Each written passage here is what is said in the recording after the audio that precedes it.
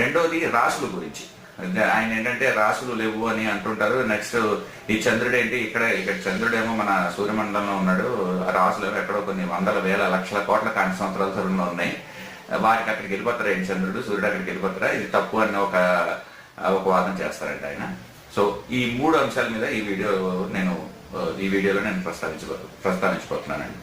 మొదటిది, ఈ పోయినసారి నేను పెట్టిన వీడియోకి ఒక అతను చాలా మంచి ఒక ప్రశ్న వేశారండి. నేనేం చెప్పానంటే, కేవలం ఆధారం లేదు, ప్రస్తుతానికి నిరూపించబడలేదు అన్న ఒక కారణంగా మనం గ్రహణ సమయంలోని నష్టాలు ఉంటాయి, లేకపోతే లాభాలు ఉంటాయి, లేకపోతే ప్రభావం ఉంటుంది అన్న విషయాన్ని మనం కొట్టిపారేయకూడదు.